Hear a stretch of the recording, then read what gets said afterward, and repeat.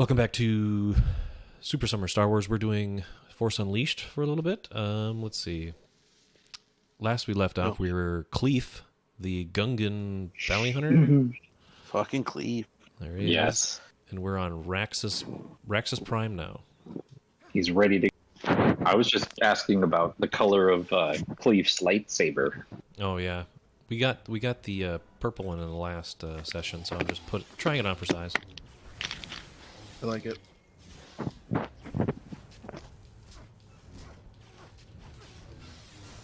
Purple green contrast. But Are these look like bug men that you're fighting? I think they look like bug men, but I think they're just droid men. Maybe droid bug men. Ah, the droids. They do look real body. It's that fucking Beast Wars ass. So this takes place what, like before 3 but after 2 or something? Before? No. After 3, before 4. After, yeah. But how soon before 4? I don't remember, because I think it's probably after 4, before 5. No. Yeah, because there is a scene where you play as Starkiller doing the alternate timeline where you kill Luke on Hoth. Well, in an alternate timeline, sure, but that could be after, right? So, like, I remember I got the comic adaptation for number 2, maybe, and like they used him, like his symbol or some shit as the inspiration for this, like, Rebel Alliance symbol. Right. Yeah. So it had to be before 4. If that's how, like, I think that's how the first game ends. Yep, that's true. And like Mon Mothma is there, I think, when they decide, like, so that's, let's say it's maybe a couple years before Rogue One, maybe, I don't know. Yeah, so it'd be after 3. I mean, it's not canon anymore, but no, for sure. Not that it ever technically was, I guess, but it's definitely matters not now. Yeah, it was. I mean, I think George said it was at one point during, like, one of the featurettes. Okay. George said something along those lines. Okay. But it ain't George's anymore. Yeah, so it's like everything, it's everything that's not the movies, it's not canon unless Disney is like, yes, this is canon. Mm-hmm. Come back, George. George. Cradle your baby once more. Give it some smooches. I'd just be curious to see where he would take it. Yeah, what he would do. Yeah. Be interesting. He's got the mind for it. I mean, the story group doesn't really have the mind for it. He had a chance to, like, step away, which maybe was good for him. Yeah. Get some I'm perspective. sure at a certain point. Just give him, like, I would just, like, let him do a movie that is just, whatever, whenever. You know what I mean? Like, it doesn't have to be the next, like, big story arc of Star Wars. It can just be its own thing in that world. Just let him fuck around and do that. Yeah, he doesn't even... I don't know if trilogies are really, like, the thing to do with Star Wars these days. Maybe just once in a while, but that shouldn't be the standard anymore, I don't think. No. Just give him a standalone. Let him do whatever. That's what they should have done. Can you with imagine the prequel or the sequel trilogy? Or, I mean, not even do a sequel trilogy. Just do a whole new thing. Just give him the stipulation that he can't do intergalactic politics, and then, like, let him have fun. No trade agreements and shit. Sure. Who knows? He could do it well, though. It could be like a spy thriller or something, where the information part of it or the politics part of it is, like, actually intriguing. That's true. Yeah, I mean, can you imagine just instead of there being a sequel trilogy, just like, a Poe Dameron solo movie, a Finn solo movie, a Rey Right. solo movie. Give these characters like lots of time to just develop and be characters instead of having to fight for everybody having their time in Or a like, trilogy movie like that. here's a wacky idea. Doing movie series kind of like they were back in the day, where it's like just make a movie, like a full ass movie, beginning, middle, end, and then Mhm. if it was successful, you just do another one. You know what I mean? Yeah. Like, Yeah, you don't have to leave it open ended. You can just have it be its thing and then end, and then like, Certainly. oh, we like these characters and this world, and then it's like, oh, you just pick up with these characters what they do next. You know, hmm that could be cool. Don't have to plan it everything as like a trilogy, right, or as a series. You could just throw something at the wall, see if it sticks. If it does, fucking keep going. Yeah, and then try something new. If that one doesn't work out, you know? Yeah. Try something new, branch out, try different genres. Like we've talked about like multiple Yeah. times now. Oh, man. I'd love Star our out Wars nature there. documentary.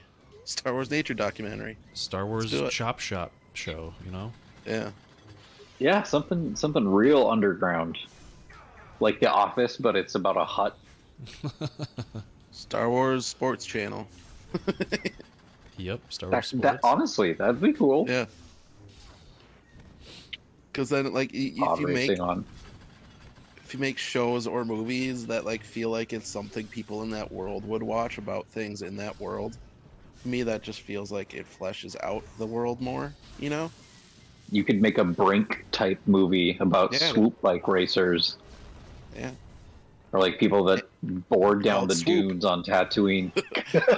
Swoop. Called Swoop. What else? Andy Swoop Swooper. Instead of Did Andy you go Brink see the Breaker, new you got Star Andy Wars? Swoop Swooper. Well, the Swoop 2, Revenge of the... I don't even know. You just call them Team X Blades. That works for fucking Star Wars too. Yeah, they have that IP already. Disney owns that Brink IP. Yep. No, they'd probably make some sort of joke about, like, we're team, like, righteous side. Like, we've got our own Righteous side of the side. force, bruh. Team Poison Suds. We're not soul skaters, we're force skaters. Force skaters. So many possibilities. You could do, like, I don't think David Lynch would ever be good for Star Wars, but do something, like, really, He was in really... talks. He was in talks at one point. Yeah, but he hated it. Well, he was like, he was friends with George, and he went on saying, like, George, this seems like a youth idea. Like, it's up your alley. I don't know what you think I would bring to this. Like, you should direct it. So basically, David Lynch told Right. George that he should direct it. So that's who we Yeah. have to blame. Yeah, blame David. But just get somebody that's Hashtag gonna... blame David. You know, like, if you ever watched the show Legion, or even kind of when we watched Naked Lunch, there's just this feeling of, like, mindfuckery a little bit, or like Oh, Brazil. Yep. Yep. Do something like that with Star Wars, where it's just some dude, a hermit, like, doing a deep dive into the Force, and make it real trippy, like in Doctor Strange montage moments and stuff, you know? Right. That'd Yeah, be cool. cool. Be cool to see. Yeah. Disney, hire us. I know on Disney Plus they have like did you see they have biomes now that you can watch? Yeah. That's Yeah, I sort saw of that. like the nature documentary, but it just shows like It is kinda. scenes. It doesn't have any like commentary or anything. Right. Bio. Just the biomes. Biomes. What about the triomes? Don't say bio, said I. Oh, Cleave. whoa. Cleave him alone. Dancing legs.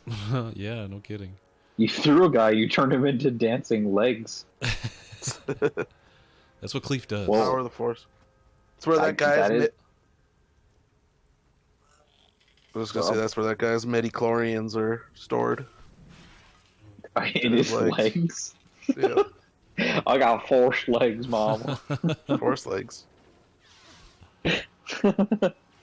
I like your shoes. I'm trying to.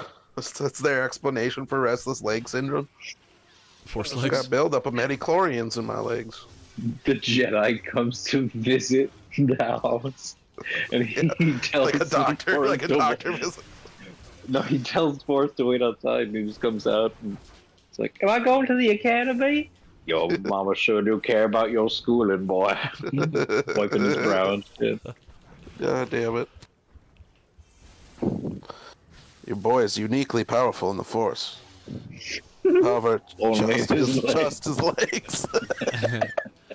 Instead of he, you hear like